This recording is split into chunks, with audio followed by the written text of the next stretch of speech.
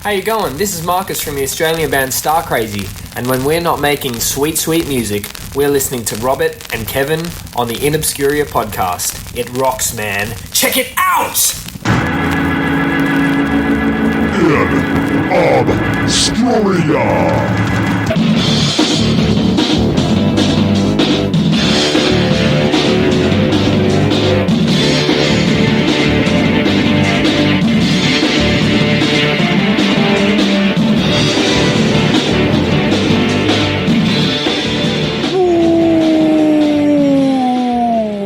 Welcome back, my friends, to the InObscuria podcast, a podcast where we exhume obscure rock and punk and metal, and we put them in one of three categories: the lost, the forgotten, or the should-have-beens. I am Kevin Williams. That is Robert Harrison, and we got no barks from Ronnie James DOG. We just started the show, and he walked out of the room. That's a bad sign. Screw you guys. I'm going home. What the hell did you just say? Are we that bad? Are we that annoying? Oh, wow. The dog's like, yeah, I'm out of here. I just thought for sure my voice would just make him go crazy like it did last week. But no, several weeks, yeah. He just doesn't care. Nah, he's in a mood, I guess. He'll be back. Screw you guys. Home. Oh, well. Well, we survived 2 episodes of Triumph. Seems like those episodes were that touched triumphant. A special place in a lot of people. Ow! Easy. That should have get you canceled. Oh, that's true. It was not very special. It was just special. Okay. So what's going on with you this week, sir? I'm going to have a little sip of this hot toddy while you tell us all. Cheers, my friend. You want to tell them what we're drinking? I don't remember. Okay, why don't you tell them? It started off as a hot toddy made with an old fashioned and hot tea. And we've been struggling. It's an old hot toddy. Well, we've been struggling with a name for our hot toddies, and I came up with a couple of days ago. Drum roll. Yeah. So you and I have, since this is an old fashioned mixed with tea, and it's a hot toddy. You and I have a couple of old fashioned hot toddies in our hands. What the hell you say? I love a good hot toddy in my hand. Oh, good. All right. Well, that works. You got to say it just right or else you get in trouble. Hot titties. Titty. Oh, it's sorry. Titty. Hot. Nothing wrong with the titties, but this is a hot titty because it's got tea. And it's old fashioned. So you get a couple of these in your hand, double fisting them. Couple of these, yeah. Yeah, it's just the right way to spend a night. You are a sexist pig. What's wrong with you? Well, cheers to you. Good. Coats the throat. Uh-oh. It does. That's good stuff. As far as what I've been doing, I had a meeting yesterday. Bowling. Exterminate. So, as everybody knows, I bought the church next door, intend on turning it into artist studio spaces and other things. And of course, the city went, yeah, that's a great idea. We need you to rezone the property. And so that's pay taxes. And pay more tax. Oh, yeah, because first of all, it was a church. They got off scot-free. And all of a sudden, they won't tell me what the taxes are because there's no record of taxes. It's been a church for 100 years. And so they're going to just surprise me in a few months with a tax bill. Oh, look at you. Yay! That's going to be fun. Oh, God. Can't wait. So, yeah, they're like, yeah, you got to rezone it. I'm like, damn it. That's a few $1,000s to do that. And then you got to go through these dog and pony show meetings and everything. So far, everybody in my neighborhood doesn't just like it. They love it. Everybody in the city doesn't just like it. They love this idea. Love it. Love it. What a great thing, Robert. Except for one guy. One guy. Lives across the street. Oh, lives across the street this way or that lives way? across the street from the church. From the church. Okay. Yeah, so he's just been stirring stuff up. What does he want it to be? He won't say. That's the biggest pain in the ass. He's a 30-something one pompous of those. jackass.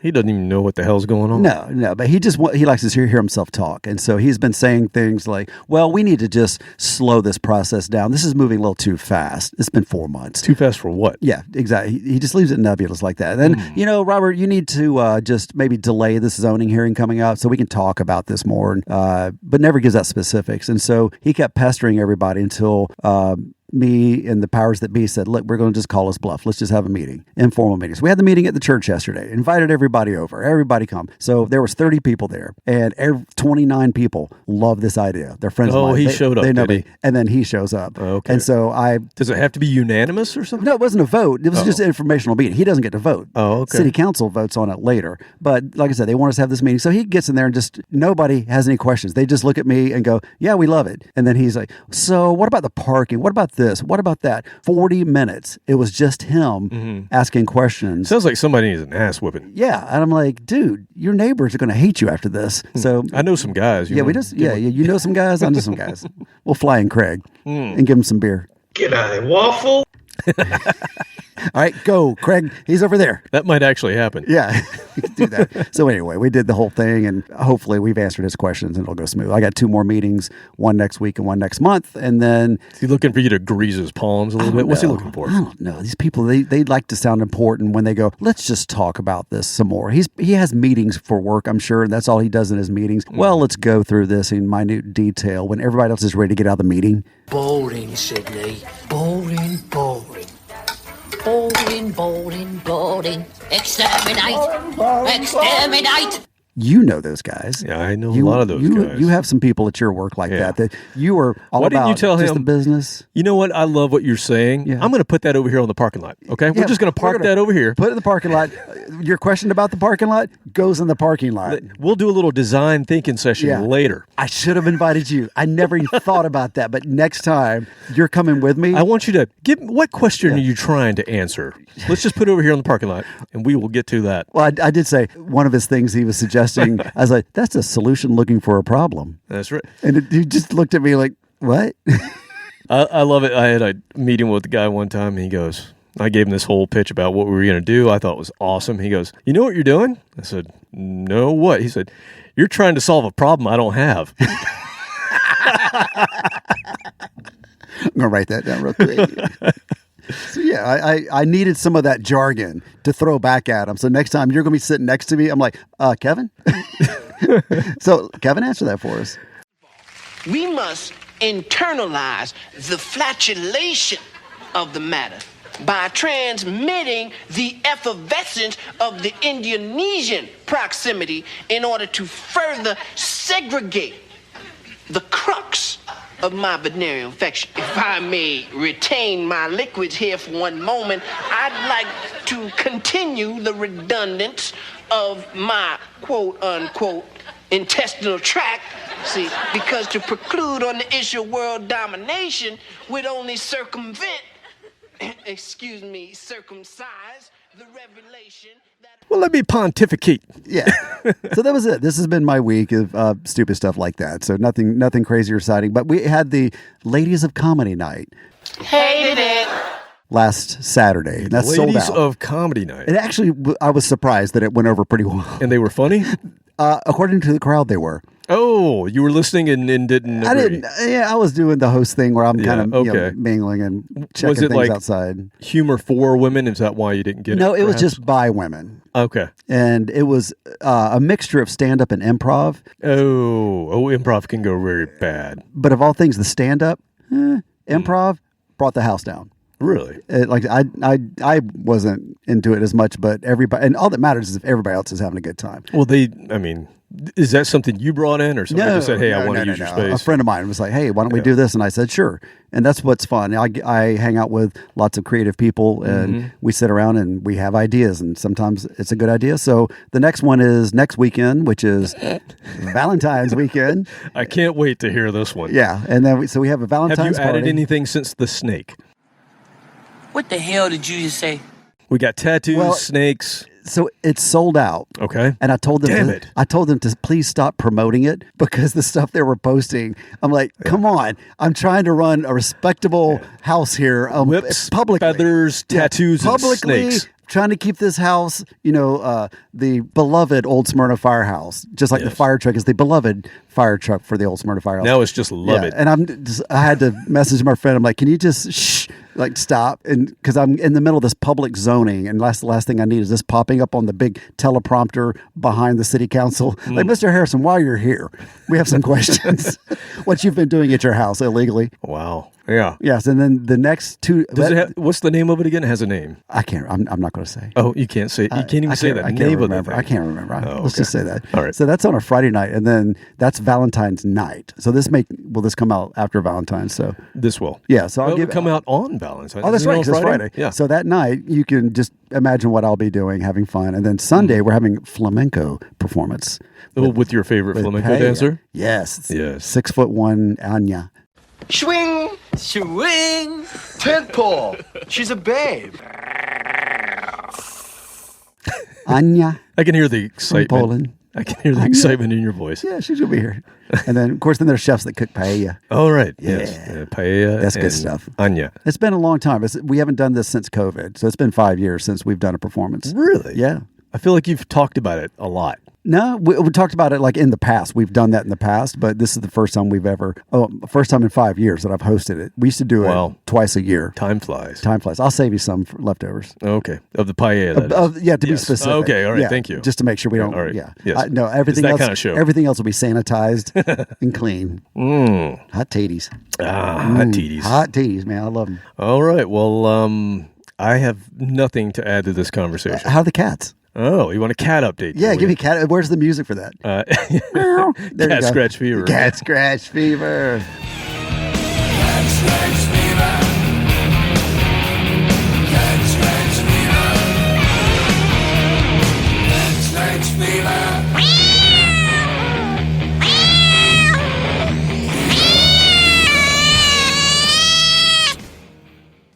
Yeah, there's not really much to update. Are they still just They hiding? won't let us touch them. Oh yeah, They let us feed them. of course. Of And course. they let us clean their pee and their poop. Yes. And they go under beds for hours at a time. And that's about it. That's our cats. Yep.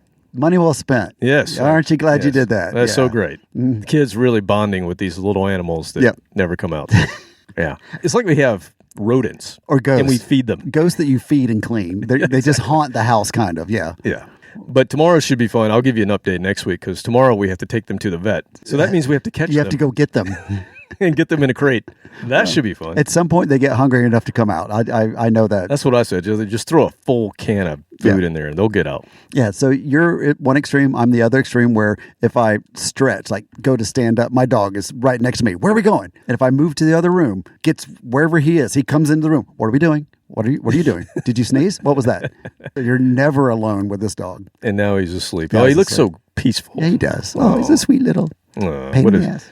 yeah, exactly. Looks can be deceiving. Yes. All right. Well, We should do a podcast one day. a podcast? Yeah. Oh, I think we should get to it now. Oh, What should do we you think? start now? Yeah, why not? Okay. All right. So after you're ready to start a podcast, first, you should go listen to Pot of Thunder, Cobras and Fire, Growing Up Rock, Slamfest Podcast, Decibel Geek, A to Z Radio, Metal Up Your Podcast, The Hustle, Disciples of the Watch, Podcast Rock City, Sean Geek and Fast Fret Podcast, State of Amorica, Rock Strikes 10, Potter Than Hell, Shout It Out Loudcast, Ron Keel Podcast, The Kiss Room, Ages of Rock, Retrocess Podcast, and Doomed.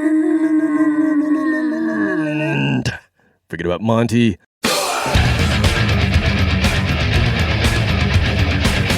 Hey, this is Monty Colvin from Galactic Cowboys and Monty's Rockcast, and you are listening to the amazing InObscuria podcast. Rock on! Monty's Rockcast. Come visit us inobscuria.com, like us, share us, Facebook, X, Instagram. Going back to Monty real quick. Oh, yeah? Galactic Cowboys heading into the studio to record the album. Progress is being made. Yes, it is actually happening. They did not just steal my money. Where's my money? Well, and also another update. Okay, you're wearing a Hawkwind shirt. Yeah. Nice. Is there something? And they have an album coming out. Right. I was How going to about say, that? we need some news. Wait, let me see. Let me check. Yep, it's a new year. Therefore, we get a new album. Bing, like clockwork. I can't wait. I can't believe that It's they amazing. just keep going. It's amazing. Unreal. It's very listenable. It's good stuff. It is good stuff. And we might have to dig into it. How about we do that when Let's it do comes it. out? We'll dig into it. Okay. All right. So this week, we're going to put the submissions from Captain Content aside. And we really should have had this episode about 3 weeks ago. Okay. But we were in the middle of our Triumph celebration. And Triumphal celebration. It was a triumphant celebration of Triumph, and I didn't want to break that up. So it's unfortunate in a way, but we're going to have this episode now. So there's been another significant passing in the world of rock and metal, and we need to put a little more recognition on this individual. We did one song to this gentleman, but I think he deserves more. Yeah. So on January 20th, we lost a very significant guitarist deserving the title of Guitar God, and he rarely got mentioned in those circles with the Satches and the Vais and the Rhodes and the Van Halens, but a lot of people did really enjoy his work. Of course, I'm talking about John Sykes. Yes.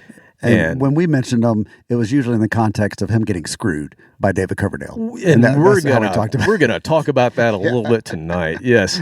Brilliant songwriter, musician. He's the first guitar hero that we've covered in one of these memorial episodes. We've done drummers. We did a producer engineer, but we've not done a guitarist. And he was also one hell of a singer. And we'll talk about that because I actually love his singing as much as I love his guitar playing, but he never intended on being a singer. So it's pretty amazing. All right, so obviously, this is episode 269, R.I.P. John Sykes. Rest in peace. So as with other Rest in Peace episodes, we're going to focus on some of the more obscure recordings and collaborations that John Sykes was involved in. But before we do anything, we must get the approval from the Diabolical Duo.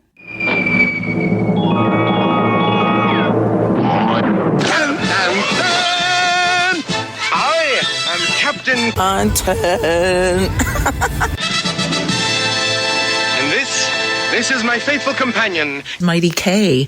Say hello. Okay, so leaving it to my imagination has led me to Orgy Central at Roberto's house. Hello. Good God. The food porn is strong. I hope no one is taking any videos of this. You might want to ask everybody to put their phones in a basket. Oh my God, he's not only freaking Captain Content, but he's the dude from the Land of the Lost. I'm driving to crash. Oh my God. And I am very, very, very happy. Okay. Yeah, I would get that. Yeah, I would surmise that she's been imbibing before she goes to work. Wow. She says she goes to the gym, but I think that's another euphemism for just getting blazed. This is a weird way to approve a Rest in Peace episode, but okay. Food porn. It's a celebration of life. I guess she's celebrating. Oh, okay, maybe that's it. Yeah. Maybe she's just thinking of what's coming up on the Valentine's episode. I don't know. I think she was looking forward to that. She's looking forward. She wished she had an invite. That makes drive down her snowmobile. Her and Double Barrel walking in the door. in a huge snowmobile. That scene from Dumb and Dumber, they're all frozen when they get to Vale or wherever that was. Double Barrel door gets off the snowmobile. She's attached to his back. Stuck to his back. I gotta stop or go to the bathroom. Just go, man. Oh. That's really warm.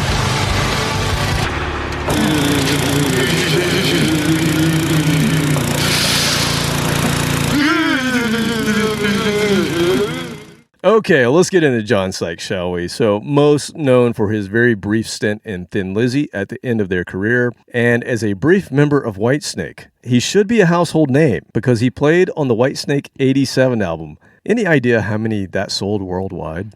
Take a guess. Millions. 25 million. God, that's oh my God. Huge. That's a lot of records. Yeah. Worldwide. He was fired, unfortunately, before it even came out. All of the videos, all the tours for that featured Adrian Vandenberg and Vivian Campbell on guitars. They were just mimicking his parts on those videos. They didn't play. So here's the thing. I've heard that story several times. I never actually saw pictures of him. I don't remember him, how he looked. And I just imagine that Coverdale fired him. He must have been just a homely looking gentleman. And all these new guys were just good looking dudes. And I saw pictures recently. Quite the opposite. I'm like, no, he's a good looking dude. So I had a theory of why Coverdale did that, but now it's blowing out of the water. I don't know. So there's lots of reasons that are out there. One of them is that he was a good-looking dude, and he had the feathered hair that was very similar to what Coverdale was going for. Was he too good-looking? And Coverdale might have thought he was a little too good looking to be in the band. Okay, see, I never would have thought that. Yeah, so it might be the opposite. Well, there's all sorts of theories as to why. But it is what it is. It's happened. But here's a guitar god, a guy that's, and we'll talk about all these amazing things he played on and these great songs that he wrote and these riffs. I mean, he was just a riff master. Yet he never got his due as far as being at the top of the heap of the guitar gods, and he really should have. Really good. We'll hear it today. And, if you disagree, then you're wrong. And ugly. You're wrong and ugly. And ugly. And need to brush your teeth. Yes. Fake news. Fake news. All right. He's originally from Reading, England, and he was influenced by the likes of Jimmy Page, Ritchie Blackmore, and Gary Moore. Gary Moore. Yeah, he was also in Thin Lizzy. How about that? He's known for his distinctive playing style, which he had a very wide fret hand, and he would do these amazing vibratos, so you'll hear a lot of that in his lead playing, and he's the guy that did the pinch harmonics before Zach.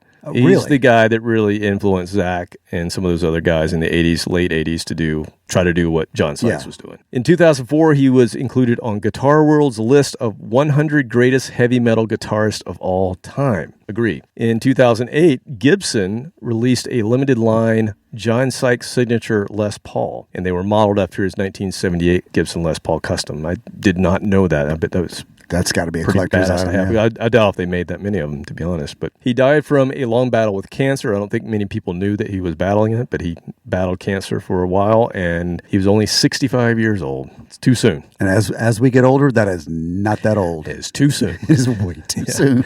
Yeah, we're not... it's just down the street. Doesn't seem that far away. No. I want to start tonight. We're going to go through a lot of different bands and different incarnations of bands that he's been in and play some songs that maybe some that are familiar that he played in other incarnations of bands he was in. But I want to start with where I became a major fan of his, which was the supergroup power trio called Blue Murder. They're on the banner here somewhere, I'm sure.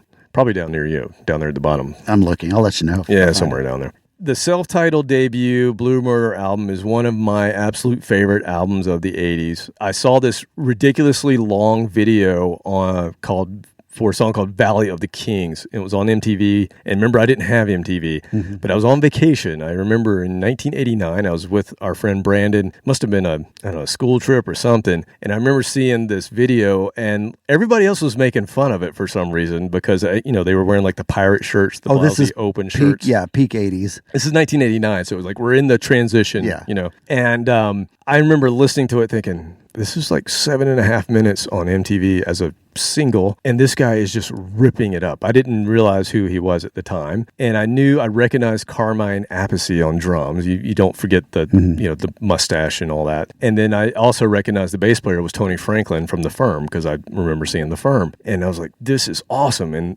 Tony played fretless bass, which is what he played in so it had like a very distinct sound to it. The Firm was the big hit was Radioactive. You are correct, sir. Yes. I haven't heard that probably in 20 years. I know that it's one of those super group type bands. It was a super group, and I think so. I saw some videos, I remember, but that was about it for me. But I just do remember that he played fretless bass and it had that weird sound, and I didn't know. Yeah. But anyway, I remember thinking it was awesome, even though Brandon and his brher were making fun of it. But I thought it was kind of proggy. Puffy shirts. Kind of proggy and kind of rocking at the same time, and I thought it was really cool. So then I find out, it was the guy that did the Whitesnake album, and I'd read about that, but I never really knew who he was. All I knew was the pictures of Vivian Campbell and Adrian Vandenberg in all the magazines that I had. I thought those were the Whitesnake guys. But anyway, that was all I knew at the time. But I went out and bought this tape at my local record shop, Square Records. I believe I bought Blue Murder, Dangerous Toys self-titled, and Tora Tora self-titled album the same day. I mean, talk about three amazing albums, and they've all still have a special place for me. Those are just great, great albums. Originally, Blue Murder was supposed to be a 4-piece. So Tony Franklin, Carmine, John Sykes, and he was going to have Ray Gillen, who went on to be in a band called Badlands, who we've played before, Jakey Lee's band. He had Ray Gillen, and that fell through. And then he had Tony Martin, who's the guy who replaced Dio in Black Sabbath. And he sounded very much like Dio, but for whatever reason, that fell through, and the band had to convince him to be the singer because he had done the demos, and Geffen had heard the demos. So he was on Geffen because Whitesnake was on Geffen, and they were like, hey, you just keep in touch because we like what you did with Whitesnake. It made us a few dimes. Yeah. And so anyway, he had given them the demos of Blue Murder, and they were like, "Love it, you just sing." No, I need a singer. And finally, they convinced him, and it was a trio. He was the singer and guitarist, and he has an amazing voice. That album went gold in the U.S. Had a minor hit with a song called Jelly Roll. I love that song. It's a great song. I love it. It's so different from the beginning to the end. Yeah, it's just one of his epic songs. It's typical for him. I mean, he wrote a few of those. Right. And I always thought that they were... Okay, let me just say again. I love this album. I loved it so much. I played it all the time. I thought they were one and done after that was over. I knew that they went on tour with Bon Jovi, and then I didn't hear anything from Blue Murder again. We went into the 90s, and off we went to other things. In the 2000s, I was searching on Amazon, and for some reason I put in Blue Murder, and I found out there was a second album I never even knew about. And it came out in 1993. I had no idea. Just hold your wad there, fella.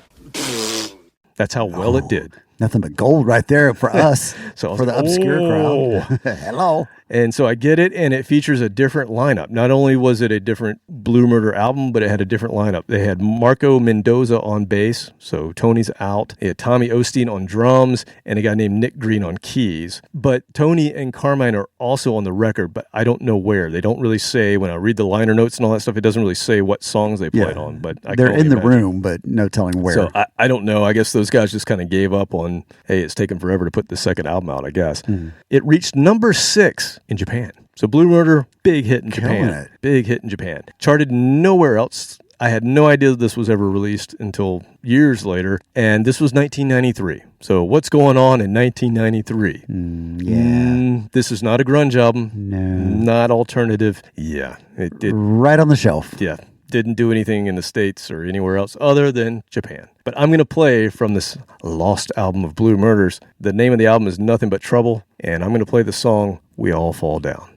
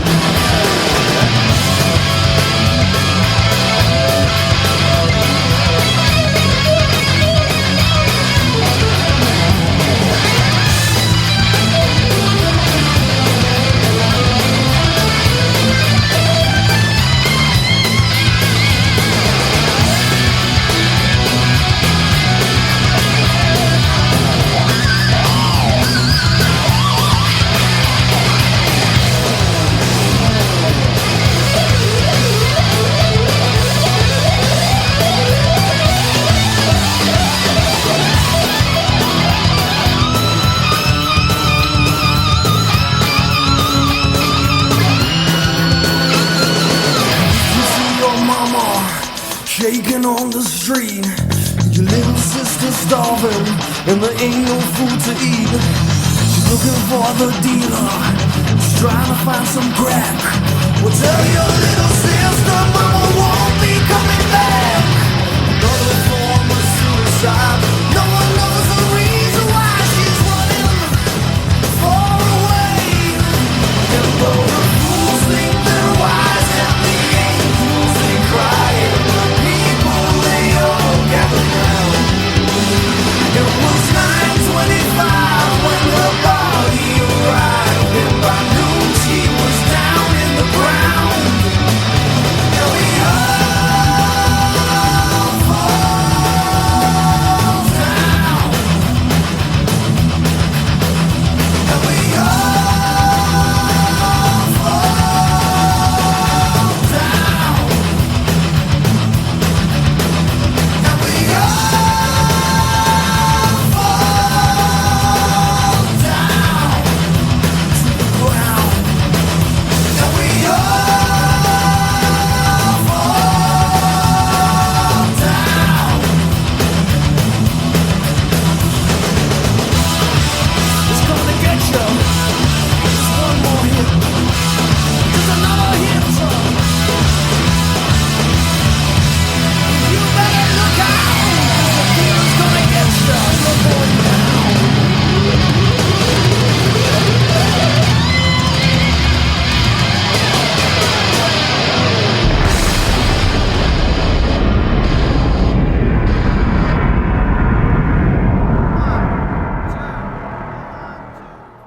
That was some gourmet audible caffeine.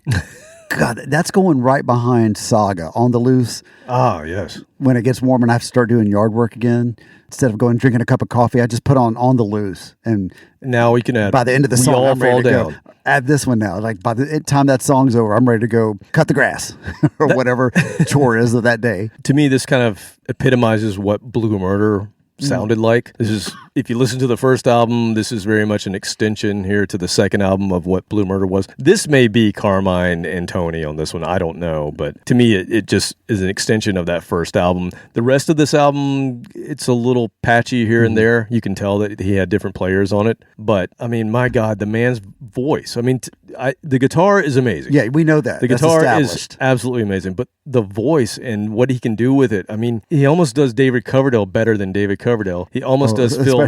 Well, these days especially. Well, yeah, especially these. He almost does Phil Lynott better than Phil Lynott. Oof.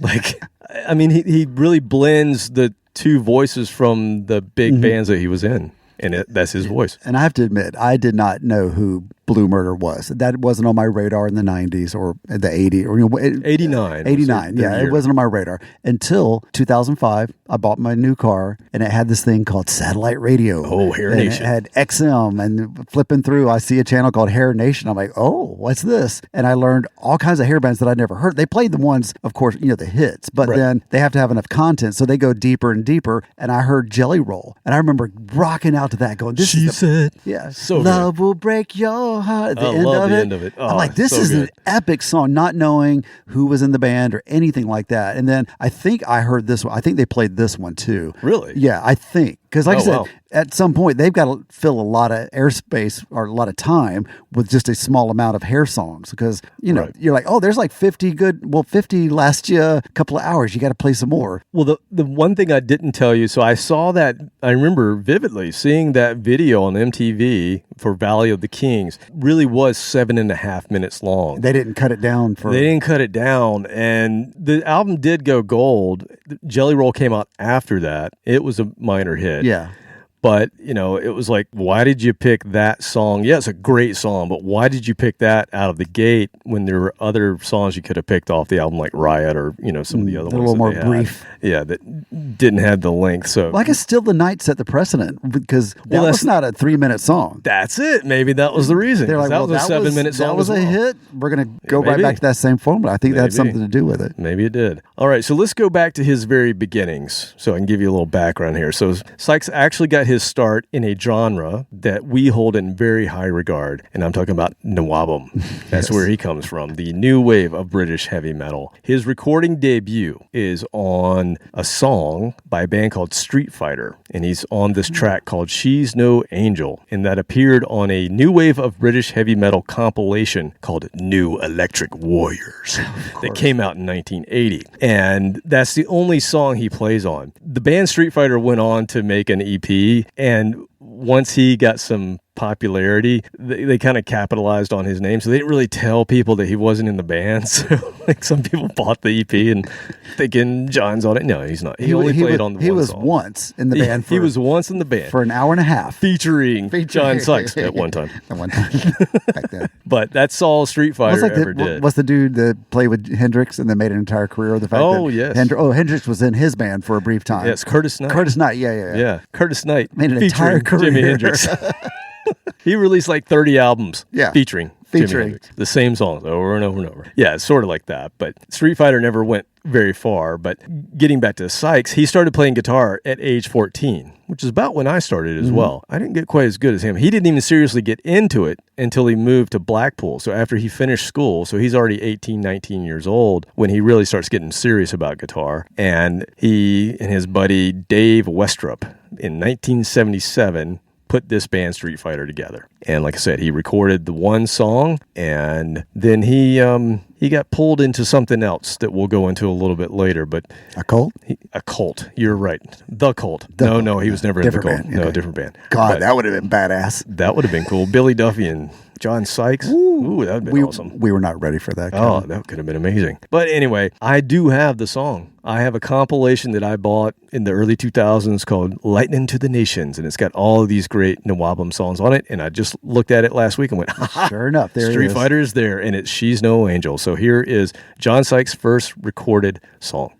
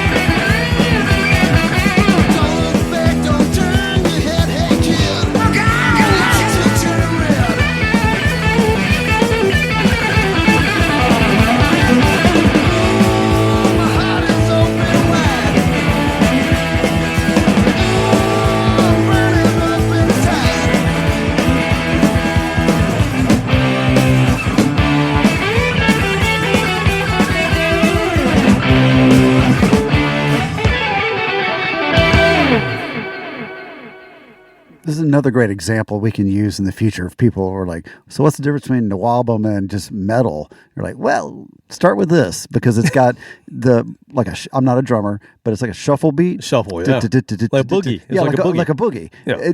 I'd never really thought about that until we started doing this podcast of how bouncy Nawabum was. And then, of course, there's the guitar and the leads are more the Ritchie Blackmore side of things. And then there's the modern shredders. And the fact that John was one of those people that transitioned.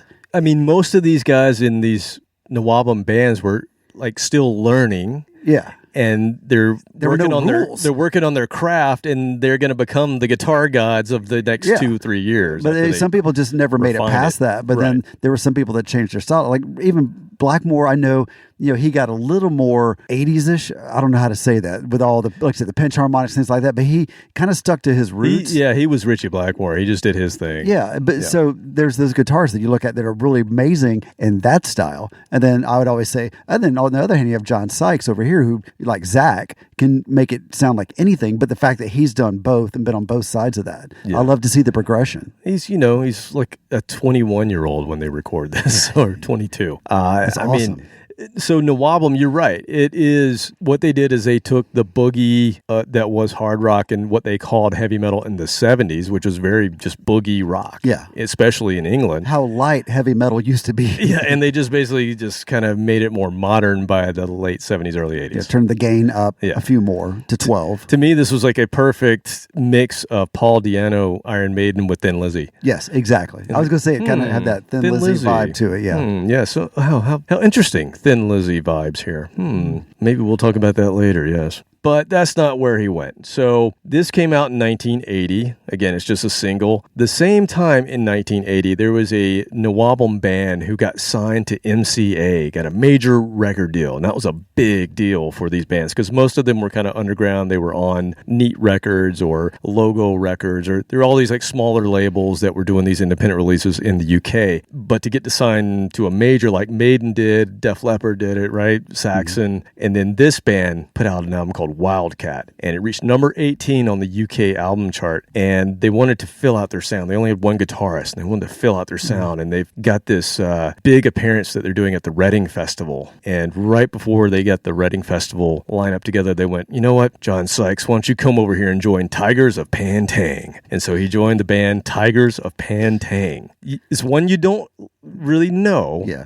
But in the early days, they were seen as right up there with Maiden and Def Leppard and Saxon. They could have been the next thing. Now, Sykes joins them. He does not play on the Reading Festival. Unfortunately, they don't throw him to the fire, but he joins right as they're doing that. That's a big deal for them to get a lot of exposure. They've already had a pretty good, decent sounding album, did okay in the UK, and so Sykes goes to appear on their second album, and that's kind of a seminal Nawabum album. A lot of people go back to. It's called Spellbound, but it didn't sell well for some reason, and so MCA is like, well, that one didn't sell. Hurry up, get back in the studio, make another one for us real quick. And they didn't even give them a chance to really even do anything with it. So they get in and they make this follow-up, and John Sykes calls the follow-up album the worst piece of work he's ever associated with. And that album is called Crazy Nights. Who else had an album? That was Boogie Nights. No. Boogie Nights.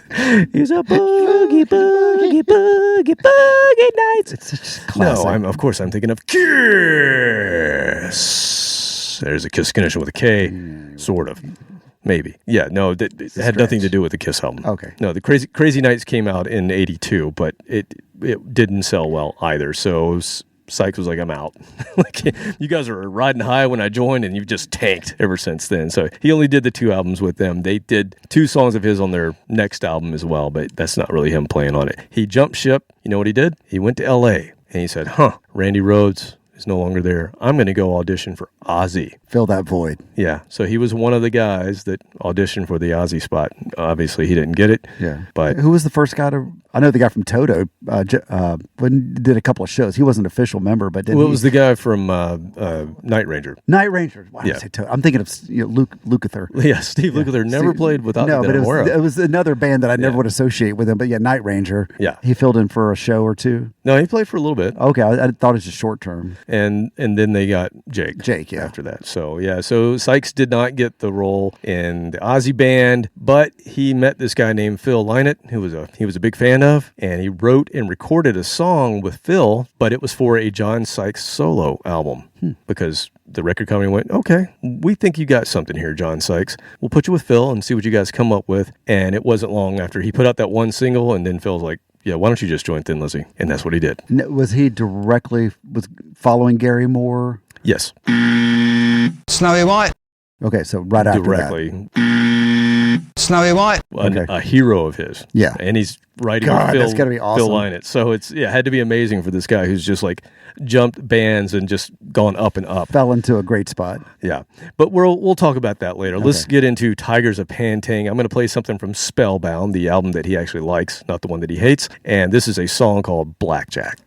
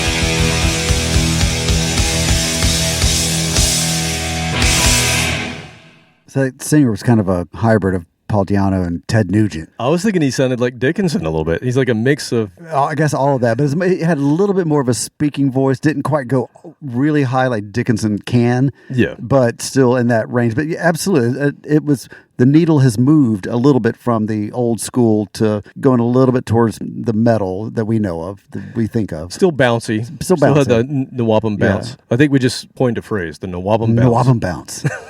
I like that. Okay, this is only a year after the first song we heard, and you hear the difference in just the technical playing ability of John Sykes. Like, he grew that much in that amount of time. Pretty impressive. The tone, the speed. Just the precision of the whole thing. He's just become a technical player now, and it still has all of the bends and the feels that he has in it. Now, did he write that song, or is it a collab? We don't know. I'm assuming that's a collab. I don't know. Yeah. I didn't look at that, but I mean, that's definitely him playing. So we know that he goes to Thin Lizzy, but I want to jump into something else. I'm just going to kind of jump around with John Sykes here. So we're just going to jump around. We're doing the Nawabum bounce. Is that the Cypress Hill? Yeah.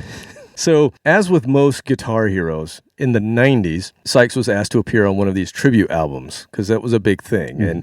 And you had two guys in LA that were doing these tribute albums. One was Bob Kulick, who we've talked about a lot. And he did like a ton of tribute albums that he would play on, but he'd get all these people together and they'd play tribute to different bands. And the other one is Billy Sherwood. And Billy Sherwood is the guy who replaced Chris Squire in Yes on bass. He's the guy in the band now in Yes, but he plays everything, and he did the same thing. He and Bob Kulick, they must have been buddies. Like, hey, who do you have on your tribute album? We don't want to do the same so-and-so. one. Yeah, send them over. Okay, you take this one, I'll take this one. Yeah. So Billy Sherwood gets John Sykes to be on this tribute album. Now, we've heard Nawabum music. We've heard, kind of pop metal. Blue Murder was whatever you want to call Blue Murder. Now we're going to hear him play the blues. Can John Sykes play the blues? Is he that good of a guitar hero? Why, yes, he is.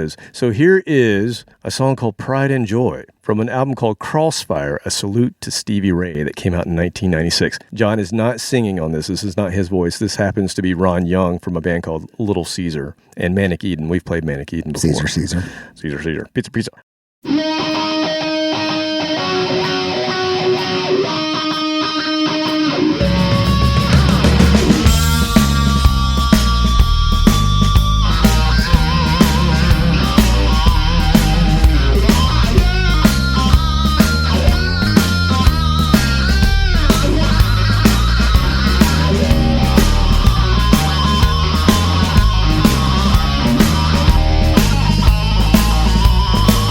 Well,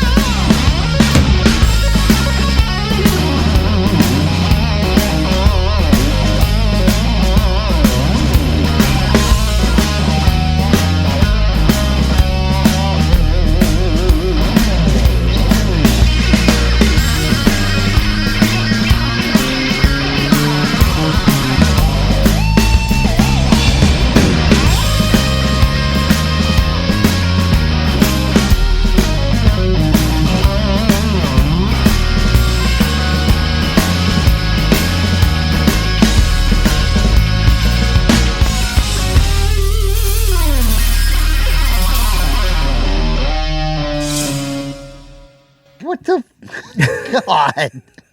Jesus. So he got his money's worth out of that wah pedal.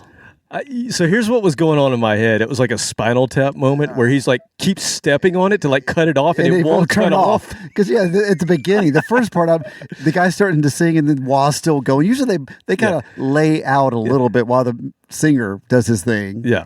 In a blues song, not all songs, but he's just still going in the background, and I'm waiting for the singer to go, "Would you shut the hell up?" Fuck! Trying to sing. I have never heard a guitarist play a wah all the way through the song. But you're right. Maybe it wouldn't turn off. Yeah, it broke. I just had this image of like, Nigel Tufnell can't get the damn thing to cut off, and he's stomping on it. Oh, God. It's amazing, though. My God, the man can play guitar. Yeah. Well, I don't know if he has the blues, but he can play guitar. That is the bookend. So the first song, one side, that's the opposite of No Album. That is full on just metal ridiculousness. Whew. Yeah, I need a break. I need another hot tea in my hand. 1996 when he put that out. I think he was a little angry, I think he might have been done Blue Murder. It hadn't quite worked out the way he wanted it. Now he's kind of in transition. What's he going to do? Several bands that didn't quite work out. Billy calls him up and says, "Hey, you want to do this?" Like, yeah, what the hell? Yeah, I'll do it, but I'm only going to do it if I can play my wah pedal. Okay, play the wah. I don't know if I can shorten this story enough, but before I met you, I was in the band that was just some friends that we'd play at parties and things like that. And we were in Hilton Head playing at a party at a hotel, like at the Holiday Inn or something, not fancy. At the Holiday Inn. But it had two female lead singers, two friends of mine in quotation marks. These two girls, they would take turns singing. And I'm just in the background. This is my first like rock, and I'm using the air quotes heavily, rock Your band. First professional band. Semi-professional, didn't get paid, but so I've got my first electric guitar and amp. So I started to transition from acoustic to electric. I didn't know what the hell I was doing, so it sounded like crap. So anyway, she's doing Alanis Morissette, Isn't It Ironic? Mm-hmm. And we did that song. Was it? It was very unironic. Okay, right. So we did the whole set, and it was great. I had a blast. Like this, we had 100 people in the room, and it was excellent. And so we're like, thank you. And they're just going to have like a DJ. So I start to unplug my amp, and this girl turns around, Lori, I remember, hey, my friend wants us to do that Alanis Morissette song again. And even at this early stage, I knew that's not cool. You just played it. We just played it. And I've already unplugged several cables, and I'm ready to go. I'm ready to go have a drink, have a good time. She's like, no, seriously, my friend wants to do this. I'm like, no, let's just go out on a high note. Let's get. And she started getting upset, and it escalated. And she like, why do you have to be such a dick? And it's like snapping your fingers. I went, uh-oh. Okay, let's do it. And I plugged my amp back in, and Alanis Morissette. I'm going to go John Sykes on your ass. It starts off really quiet and really clean, and then you get, it's like Ray, and then distortion kicks in. And I just reached back, and you could hear, I swear if there's a recording, you could hear it start to squeal when I just turned the gain up to 11. I was like, as hard as it would, my distortion pedal, and it'd be like, Ray, John, oh. And that was the first time I had moved when I was playing guitar. So this is a very pivotal moment. I felt the music. You weren't standing still. I wasn't standing still. Up until then, I just stood still and played like the background. And then the chorus ends, and I went back to the clean. And she looks back at me and be like, what are you doing? Stop. Like just looking at me, but she has to sing. And so here comes the second chorus, and I kick it in again. And I'm like kicking a chair over, thrashing around on my knees, like nobody's paying attention to her. Everybody's like cheering me on because they have never seen me act like this. Right. And I had an amazing time. So the second chorus goes by, and there's like an interlude, and she turns around, she's got tears running down her face. She's so mad. Like she's shaking mad. Wow. And she knows there's one more chorus left. And she's like, please, no, don't. Like she's begging me, don't. And I'm like, okay. But I did it again. You did it again. And I'm like, God, this is the most liberating moment in rock and roll history for me at that time. Get all punk rock on her ass. Oh my God. Like, I wish I could bottle that up and just inject that whenever I needed to. So that was the early phase of me going, I want to rock. So what you're telling me is you Roberted her. I totally Roberted her. I'm like, yeah, don't fuck with me. That's kind of a Robert move. Don't tell me to do something. Yeah, okay, I'll do it my way. Here endeth the lesson.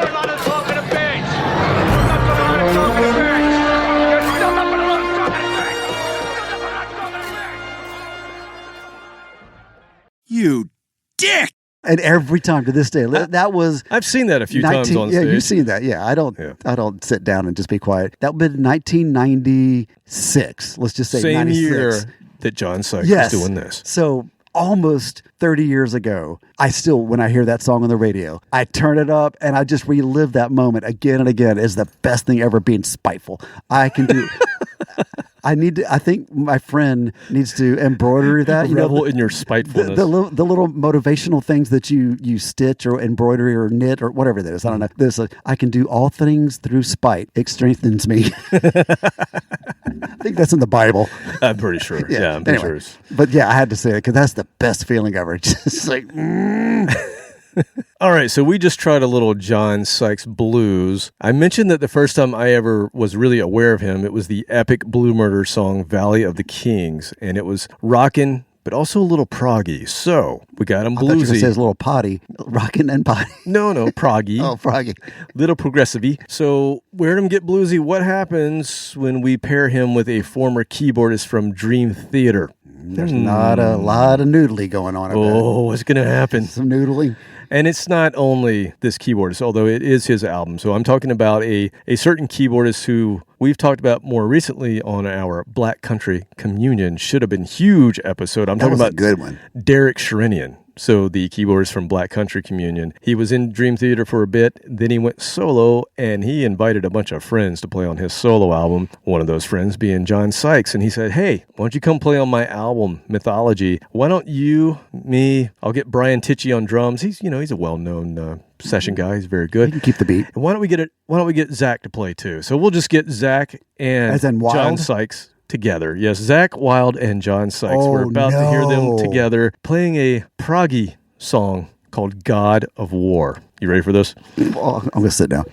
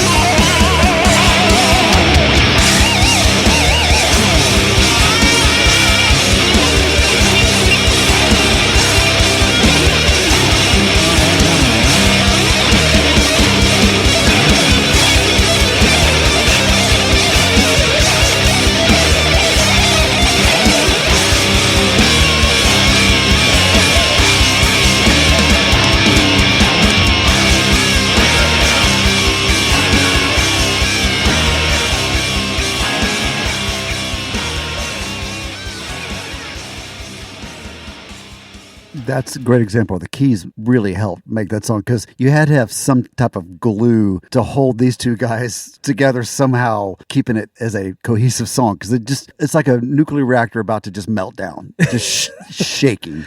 Did you ever realize how similar their styles are? That was the fun part, was identifying, which one is. And Zach was, most of the time I could identify it. His pinch harmonics were unique sounding. Yeah. A lot of vibrato in the pitch, and John's is a little bit different, but still there's times I didn't know who the hell was shredding, and it was just awesome. So John Sykes took the middle breakdown. That was all John Sykes. And then the lead at the end for the most part was Zach. Yeah. And then you had John Sykes on the right side of my ear, at least. Yeah, and that's where I couldn't quite pick out, but it didn't matter. It was great. But then my the keys, God. I love having the keys.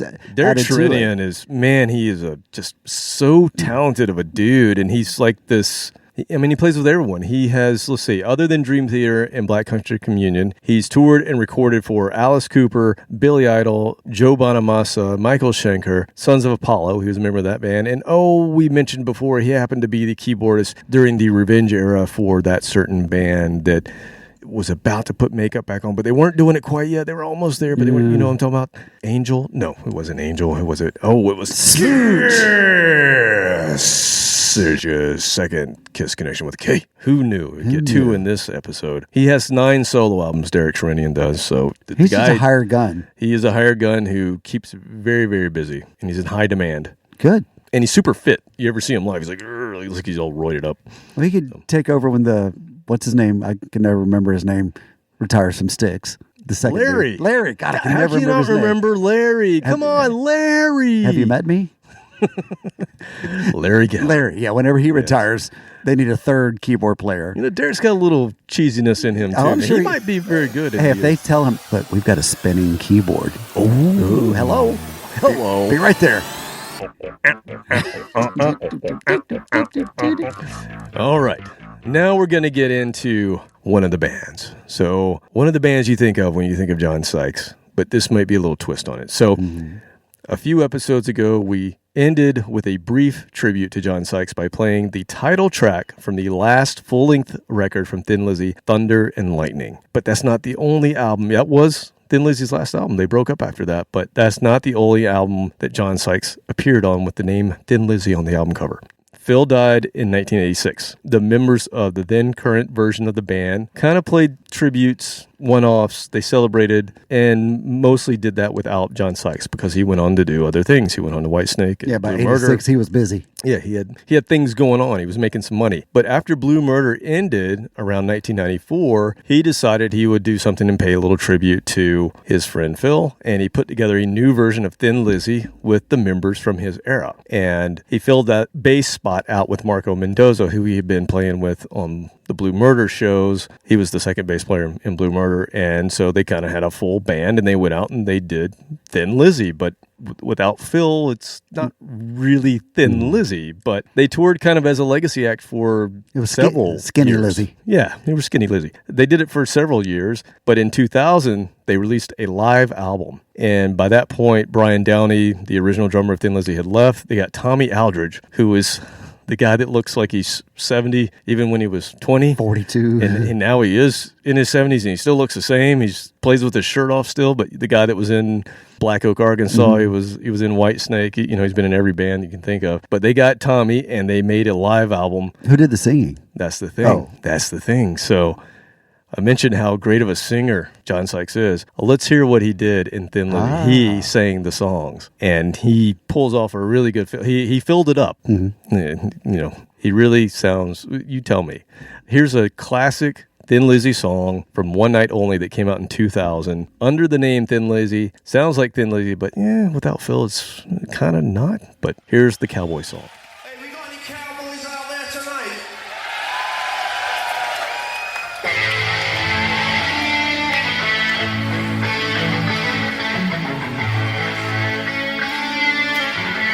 Come on, sing along with me, I am just a cowboy. Lonesome on the trail. A starry night, the campfire light.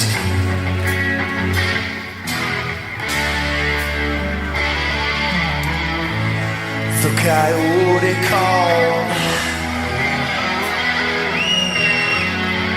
the howling winds will. So I'll ride out to the old sundown.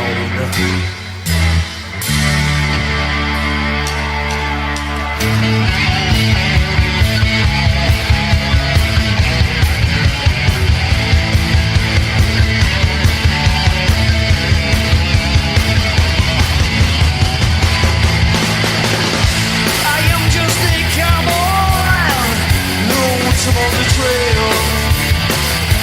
Lord, I'm just thinking about a certain female. Nights we spent together, rocking on the range.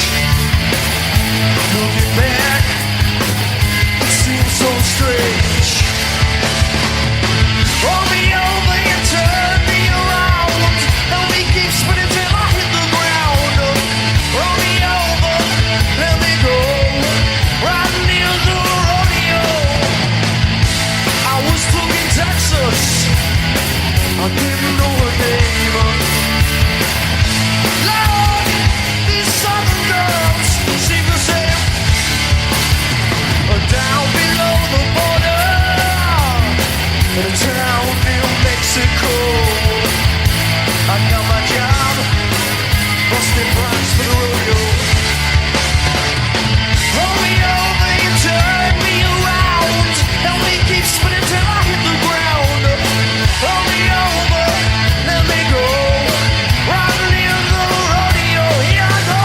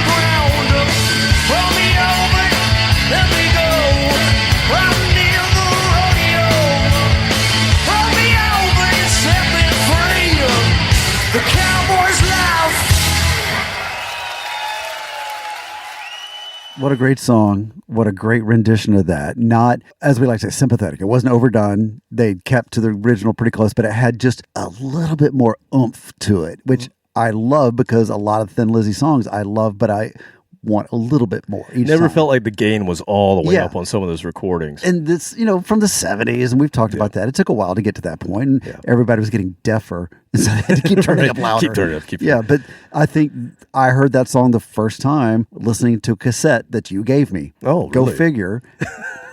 About 99, That's funny. 2000, somewhere. I don't think you one made of my it. favorite all-time Thin Lizzy songs. I think you'd already made that cassette before, and you just gave it was Thin Lizzy on one side, and I think Motorhead or something on the other side, something like that. But that song, out of all the songs on that cassette, that one I would play over and over and over again. Yeah. It's just a happy, fun song. That song and another one that's on the Chinatown record called Killer on the Loose. Those are my two absolute favorite Thin Lizzy songs of all time. I guess because I heard them early. Yeah. I never heard Thin Lizzy other than Boys Are Back in Town, except for on very few occasions on the station, the FM station I listened to growing up. Very late night on Sunday nights, they would have, I forget who the DJ was, but he would play like it was a these pre-recorded show. It was a pre-recorded show, and it was like a syndicated thing, and he would play just some of the most obscure stuff, and it just, obviously, it worked for me. I was going to say, those were the seeds that were planted. Exactly, and that's where I heard those two songs, and I've always, even though that song is on, the biggest selling album they had, but it's still just, I love it so much. So they continued on until 2011 sporadically as Thin Lizzy, calling themselves Thin Lizzy and playing these shows, and people loved it, but they also got a lot of backlash because they were talking about writing new material and putting out new stuff. And, how do you do that when you're a legacy act paying tribute to Phil Lynott? Some people have a problem with that. So Sykes actually stopped playing with this band in 2009. He went on to do some other things, but they kept going. Scott Gorham's the other guitarist, and he continued on. So how many original members of Thin Lizzy were in the band after Sykes left? So after Sykes left, they had the keyboardist who had come in just to play with Sykes on that album. Yeah. They had the keyboardist, they had Scott Gorham, they had Brian Downey. I think that's three it. people. Yeah, three. Well, that's more than bands like Foreigner, who have nobody. Right. And exactly still right. tour.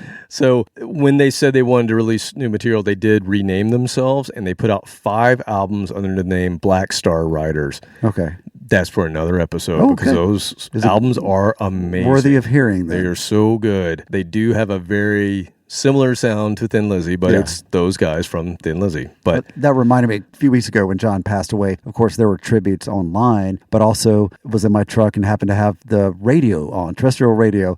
A DJ comes on, is like, sad to hear John Sykes passing away. We're going to do a couple of songs as a tribute to him. I'm like, cool. And I listen. He's like, all right, this first one is in his most famous band, Whitesnake, and we're going to play. And here it goes. Is It Love? The drippy That's what they played? Where he's hardly doing anything other than just some light chords. And I'm yelling at the radio, and I'm like, what a dumbass. And then DJ comes back on. It's like, oh, that was Whitesnake. But he was also in this other band, Thin Lizzy. So here's the Boys Are Back in Town. No. And I mean, he wasn't even on that. He didn't even play on that.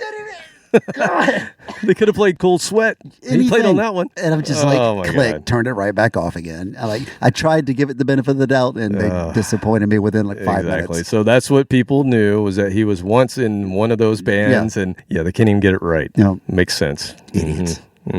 So John Sykes, we're going to keep going here, paying tribute to the man, and he actually released 5 solo albums from 95 to 2004. After Blue Murder ended, he just kind of kept the band but changed the name to Sykes. He was going to just call the band Sykes because at that point, Blue Murder wasn't working anymore. And the deal that he got for the band Sykes was in Japan because that's where he was being successful. And so he put out his second solo album. First album did pretty well in Japan. He put out a second one. It was called Loveland. And it was entirely composed of ballads. Uh-oh. And it hit pretty high on the charts in Japan, but he got some backlash because he's John Sykes and he's doing ballads. They want to hear the noodly diddly. So he puts out his third solo album, and that was to prove that he could still melt your face off. And so that's what we're about to get. Well, I like that. He kind of rope-a-dope. Exactly. Lures you into thinking he's done. Now, this one only reached number 47 on the Japanese charts. So, oh well. Yeah. The Japanese, they're touchy sometimes. But even though he got kicked out of Whitesnake, he was getting writing credits for that 25 million albums. He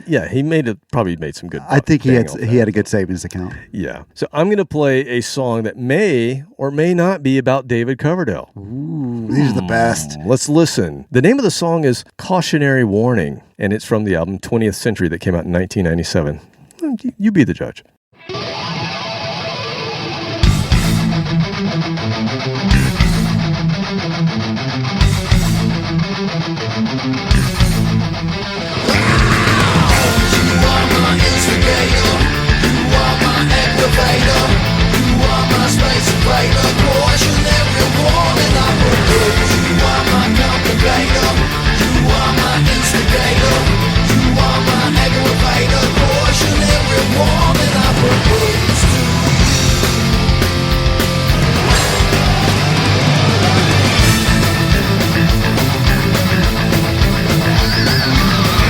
So boy, I took a one step over the line, sold his soul to the dark of holy sign. Now only time will tell. Will it take you down or will you pull through? It's like a voice from the burning fires of hell. Selling sin, now you're falling for the spell. And only time will tell. Will it take you down or will you pull through? It's calling out to you. You are my instigator. You are my aggravator. You are my space invader. Cautionary warning, I propose. You are my complicator. You are my instigator. You are my aggravator. Cautionary warning, I propose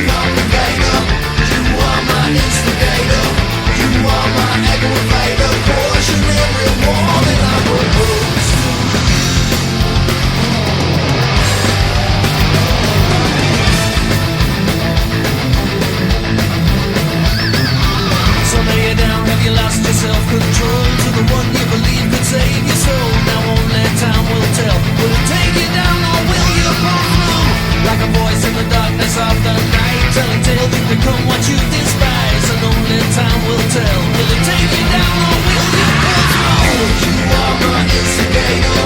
You are my aggravator. You are my space invader. Cautionary warning, I propose. You are my complicator. You are my instigator.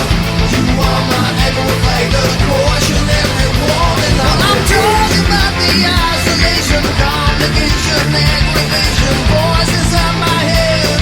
Something that you said, but something drove me to the act, but I just couldn't recollect if it was 10 or was it 20. Blows the voice said once again, but I said fundamental fact that no one knows who's where or what they're at any time of day. There's no one left to say who's to know. First of all, excellent fade out. Yes, a fade out. First one of the night. While he was singing. It's even more rare. I heard a story yesterday. Some guy that was famous, I don't know who it was, talking about in the 80s, they would have to submit a budget and then they would get the money from the record company. A band would submit a budget or whoever of what it's going to take to record this album, and then they would get a check and they would record the album, blah, blah, blah. But there was a line item back then. That they owe back. Yeah, exactly. It was not their money. It's a loan. With interest. But there's always a line item back then for the fade out guy, the guy that's in charge of the fade out. But it wasn't really a guy, it was just their Coke budget. Right. The fade out man. But they had a line out to make sure they had a little extra money for the... Right. Got the sniffles. Little sniffles.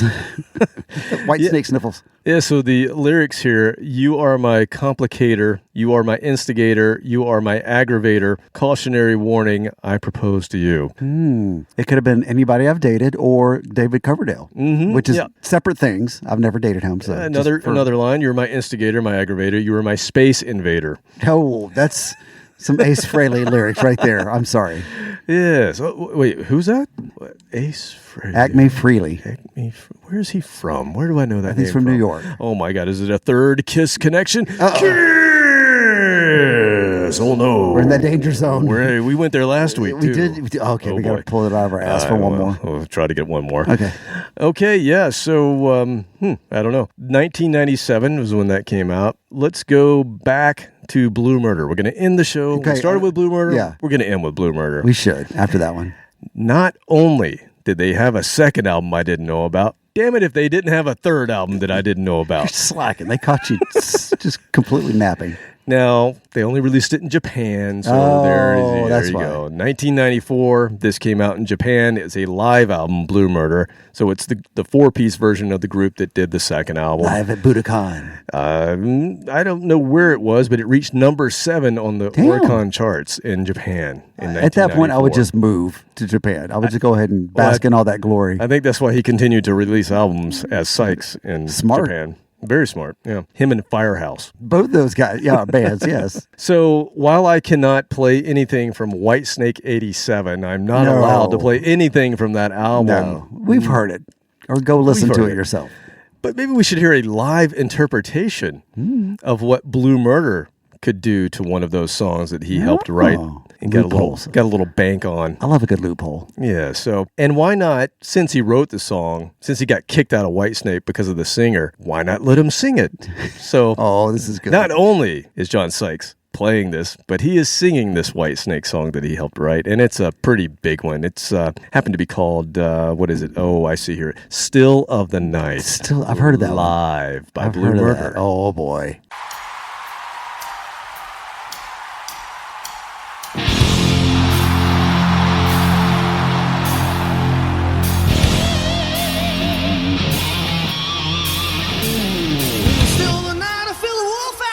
Sniffing around your door. Still the night, I feel my heart beating heavy, telling me I gotta have more. No. Ghetto at night, I see the full moon rise, telling me what's in store.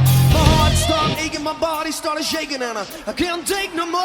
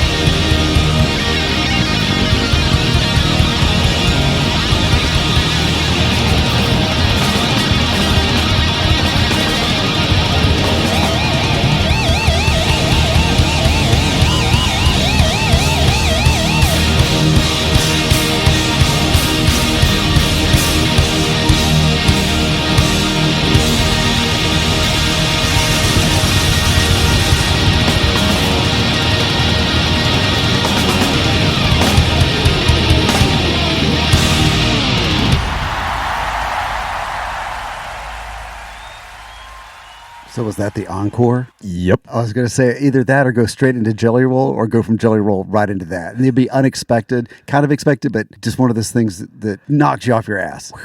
I mean, where do we start with Still of the Night? First of all, very respectful version of that. Yes, Coverdale's got a better range, but that was still for a live version, perfectly fine. If you listen to Coverdale's live version, it's not that different. Yeah. The studio version was phenomenal, amazing range, but when even back in the day, he wouldn't do that live. And if somebody were making time capsules for each decade for people that weren't there, this song should be in the time capsule for the 80s, because this is what the 80s sounded like. You had all the different parts, the guitar shredding, the vocals, the breakdowns, the tempo changes, everything in that song is what the 80s sounded like. I mean, it's just a microcosm of that whole decade right there. Without a doubt, the best Whitesnake song ever released. 100%. That is 100%. The one. They had great stuff, but that is the one. Always for me will be the quintessential 80s song, not metal, but just 80s. I mean, the riffing on that, it was a single. Yeah. And it was 7 minutes long. We just got an 8.5 minute long version, but because they really, I mean, the middle section of this live version is just, I mean, I almost wanted to cry. It was so good. I totally feel it. I get a little verklempt on that, but it's got one of the best rock and roll crescendos. Oh my God. When you write a song, and then to make it even heavier, you take it back down. Yeah. And then from there, you build. You build. Born to Run, Bruce Springsteen's got one. This one, though, started, and it just kept building. And you thought, okay, we've reached the peak. No, then it keeps going. He keeps shredding, and then they come in with the vocals, and it keeps building to a frenzy. I mean, you just get worked up listening to that song. I agree. And it's so good. And such a fitting way to end our dedication, our tribute to John Sykes, who left us with some he got talked stuff. about. You know, he did get a lot of credit when he passed away. There were a lot of people talking about him. I saw a lot of stuff on social media. So it's not like he was forgotten in any way. It's just he never quite got his due based on how good he was. And unfortunately, similar to Prince, where I talked about how I learned more about him after he passed away and became more of a fan. Unfortunately, after I should have been paying attention to how good he was when he was alive, obviously. Yeah. But it's still, with all the tributes, I learned a lot. And plus with this podcast, as always, I learn a lot. Well, with later years, he became a bit of a recluse. Like he apparently recorded a bunch of stuff and just never released it. So I don't know if that's going to see the light of day or not. If it got finished, I don't know. But if it's good enough, maybe somebody will grab it and throw it out there. Maybe. Hopefully it's finished. If not, I hope they don't release it if he didn't finish it. Because you always get disappointed with some of that where they force it out. Yeah, or have somebody else go in and try to mimic what he would do. Cut and paste it together. But, we talk a lot about his guitar playing. That's what people know him for. But I just want to say before we close out, like, his singing, unreal. Like, from Blue Murder to then doing the Thin Lizzy thing. We didn't talk about it, but how much did he sound like Phil Lynott? A lot. He nailed it. A lot. He nailed it. And then you just heard him sing his version of the song he wrote for David Coverdale. And the weakest part of Still of the Night are the lyrics. Like the weakest part is what David Coverdale. You are looking at this 30 years later. Yeah. Back in the 80s. Oh, it was badass then. It was badass. This is just like the politically correct stuff. Before the podcast, you and I were discussing one of the best movies ever made, Blazing Saddles. and you can't watch it now. We couldn't, even you and I, in the privacy of my own home, couldn't bring ourselves to repeat certain parts of that movie to this day that we can't. It's just you and I. Yeah. There's nobody else around, but you and I know that it's just, certain things you can't go to anymore. Can't do that anymore. Yeah. But we're looking at it from a different perspective than 40 or 50, however many years ago, though. I don't know. A lot of years and decades. Early 70s, late 60s, maybe. Oh, God, that's right. It's that. Oh, I was thinking late 70s. You're right. No. It was early 70s. Yeah. So anyway, 50-something years ago, different time. Yeah. And but I still have to snicker. I just can't say it. So, if you haven't seen that movie, watch it in the privacy of your own home. Please, lock the doors, close the curtains, turn the volume down a little bit, or put on headphones. Yeah, don't let your kids hear it. No, don't, please don't. I don't want to get blamed for any of that. They'll cancel you as a parent. You're out. Get out. Oh, man. Well, I was just going to end the show, but we've mentioned Jelly Roll so many times. Why don't we just play out? Why don't we say goodbye? I'm going to go listen to that, but save me the trouble. We'll do some live Jelly Roll from the same album that we just played from. Okay. So you get that. I'll accept that. With that, we are paying tribute to John Sykes. So rest in peace. Wow, what a musician. Yes. What a guitarist. What a singer. Amazing dude. So with that, we will see you next time. Later. Come on, Tokyo, put your